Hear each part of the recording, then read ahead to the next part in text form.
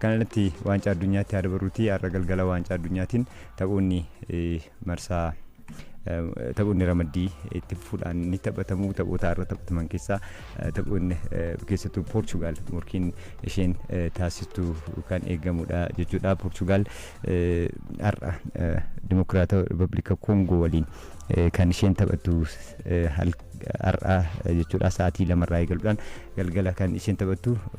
Kan alatti England Croatia waliin halkan sa'a 5 irratti morkiin taasifamus tapha biroo eegamudha. Halkan sa'aatii 8 immoo Gaanaan Panama waliin ni taphatu. Barii sa'aatii 11 irratti Uzbekistan kan isheen taphattu biyyoota waancaa addunyaa irratti yeroo jalqabaatiif hirmaatan keessaa tokko ta'uun isheen yaadatama. Kanaaf isheenis guyyaa boruutti morkiin Colombia waliin taasistu tapha biroo guyyaa boruu gara bariirratti eegamudha. Tapha irraa ka'uudhaaf Portugal biyyoota tilmaama waancaa ni fudhatti jedhamtee eegamtu keessattuu taphattoota ciccimoo addunyaa hedduu hammachuu isheetiin Portugal waancaadhaaf biyya tilmaama argatteedha.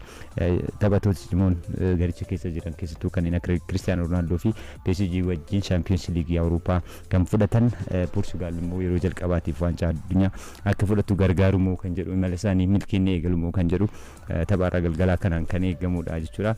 Bara 1966 ture Portugal waancaa addunyaatiin imalli gaariin isheen taasiste.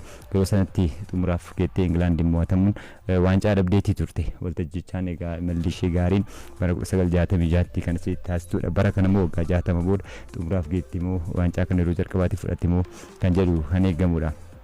Bara 2006 afraffaanii kan isheen xumurte Portugal Qaataritti waggaa 4 dura jechuudha. Nuusa xumuraatiin dorgomichaan ala taate. Cristiano Ronaldo egaa waancaa addunyaa jaffaarratti kan taphataa hirmaatudha. Waancaa kana waancaawwan hedduu kilaboota garaagaraa wajjin fudhachuudhaan seenaa isaa gaarii taphataa hojjeteedha. Seenaa gaarii taphataa hojjeteedha. Waancaa addunyaa hin milkeeffanne ture. Amma egaa waancaa addunyaa kan milkeeffachuudhaaf carraan isaa xumuraa waancaa addunyaa US Amerikaa Kanaadaaf Meksikoon qopheessan kana har'a galgala DR Congo waliin murkii taasisaniin Ronaldoon ga'umsa akkamii taasisa kan jedhu kan eegamudha. Keessattuu Lionel Messi waggaa 4 dura Argentina waliin waancaa fudhachuun isaanii yaadatama.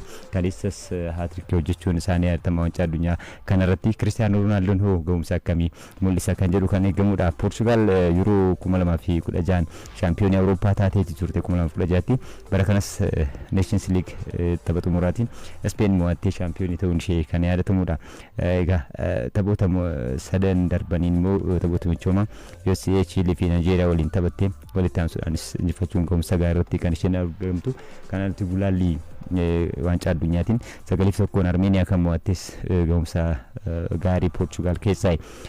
Gama DR Kongootiin waggaa 52 booda biyyattiin waancaa addunyaatiif kan dabarte gulaallii ardiilee jidduutti taasifamu taphoonni darbuu ardiilee jidduutti taasifame Jamaayikaa injifachuudhaan waancaa addunyaatiif waggaa 52 booda biyya dabarteedha DR Kongoon jechuudha. Kanaaf waancaa kanarratti morkii akkamii taasifti jalqabbii ishee jalqabbii gaarii taasisuudhaaf Portugal waliin morkiin taasistu galgala kana sa'aatii 2 irraa eegaluudhaan kan eegamudha. Taphattuu waancaa Afrikaa darbee marsaa 16 geettee turte biyyattiin taphoota Afran darbee keessaa lama injifattee jirti taphoota michoomaa jechuudha. Yeroo jalqabaatiif waancaa addunyaatiin egaa injifannoodhaan eegaluudhaan waggaa 52 booda dorgommii irratti hirmaatte kana injifachuudhaaf morkii taasistudha. Midhamaa walqabatee midhamni haaroftii gama Portugaaliin akka hin jirredha. Odeeffannoon ba'aa jiran kan isaan mul'isan taphataan ganna 41 Cristiano Ronaldoon har'a tapha 229 biyya isaatiif taphata. Egaa taphataan kun goolii 143 biyya isaaf galchuudhaan riikardiidha kan inni qabatee ture. Riikardii san caalatti fooyyessamoo kan jedhu kan eegamudha. Riikardii taphattoonni hedduu bira ga'uudhaaf ulfaatanidha. Cristiano Ronaldoon goolii 143 biyyaaf galchuudhaan riikardii akka addunyaatittu riikardii kan qabudha. Waancaa addunyaatti irratti garuu goolii 8 qofa kan inni galche haa ta'u malee waltajjii garaagaraa 5 irratti goolii galcheetii jira. Waltajjii 6ffaa irratti goolii ni galchamu kan jedhu Cristiano Ronaldoon har'a ga'umsi mul'isu kan eegamudha. Waancaa addunyaatiin goolii hedduu galchuun Lionel Messi riikardii kanaan dura Miroslav Klooziin qabamee ture goolii 16 qooddachuun isaanii yaadatama.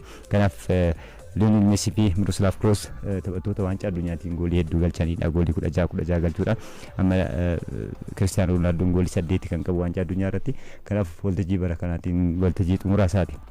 jedhaniiti kan eegamu umrii isaa 41 gaheetu jira waan ta'eef kanaaf morkiin gahumsi inni mul'isu kan eegamudha. Nuno Mendes Joao Neves akkasumas Vitinhaan taphattoonni PSG waliin waancaa Champions League Awurooppaa fudhatan har'a galgala Poorchugaaliif gumaacha taasisanis egaa waancaa addunyaa kanarratti tapha hawwiidhaan eegamudha. Biyyoonni kun lamaan waltajjii waancaa addunyaa kanaan yeroo jalqabaatiif kan waliin taphatanii kanaaf Poorchugaalii fi DR Koongoo keessa eenyutu injifatee milkiidhaan dorgommii eegala. Cristiano Ronaldo immoo seenaa waancaa addunyaa isaa bareechee xumuruudhaaf waancaa addunyaatiin milkaa'uudhaaf Poorchugaalis yeroo jalqabaatiif waancaa addunyaa kana fudhachuudhaaf har'a halkan morkiin taasifamu kan eegamudha. Sa'aatii 2 eegalee kan inni taphatamudha. Taphni kun gama biraatiin England Croatia waliin morkiin taasistus tapha hawwiidhaan eegamudha. Biyyoota seenaa dorgommii waltajjii gurguddoodhaan biyyoota seenaa gaarii waliin qabanii fi yeroo walitti dhufan keessaa biyyoonni kun lama England keessattuu Thomas Tuchel jalatti taphattoota gahumsa gaarii qabanii fi milkaa'uudhaaf waggaa 60 booda milkaa'uudhaaf kaayyeeffatteeti kan isheen jirtu jechuudha. Thomas Tuchel hawwii Englandotaa kan ni milkeessumoo kan jedhu kan eegamudha. England 1966 waancaa addunyaa erga fudhattee waggaa 60 darbeeti kan jiru. Ergasii asmoo waggaa 60 booda bara kana ni milkeeffattimoo kan jedhu kan eegamudha. Gulaalli taphoota 8 gulaalli waancaa addunyaa kanaan biyyoota Awurooppaa irraa biyya taphoota 8 jalqabaa injifattee dursitee darbuu ishee biyya mirkaneeffatteedha. England jechuudha. Taphoota asiidhootiin taphoota michoomaa yeroo gaa'ee waliin qixaan gabaatti booda Jaapaaniin mo'atamtee turte. Gahumsa Jaapaaniin injifatamuun ishee immoo shakkiitti kaasee ture. San booda garuu Niwuziilaandii fi Krooshiyaa Niwuziilaandii fi Koostaarikaa injifachuu isheetiin amma haamilee gaadhaan taphoota lama walitti aansuudhaan injifachuudhaan tapha kanaaf kan isaan dhiyaachaa jiran England jechuudha. The Three Lions jedhamuudhaan kan beekaman maqaa masootiin England waancaa addunyaa kanaan milkii akkamiin eegalu kan jedhu egaa taphoota baniisaatiin taphoota 8 keessaa tokko qofa kan isheen mo'atamte sunis 2014 Itaaliidhaan injifatamuudhaan kan waltajjicha eegalte sanaan alatti garuu taphoota 4 injifattee 3 qixaan baatee jirti waltajjiiwwan 8 darban keessaa jechuudha.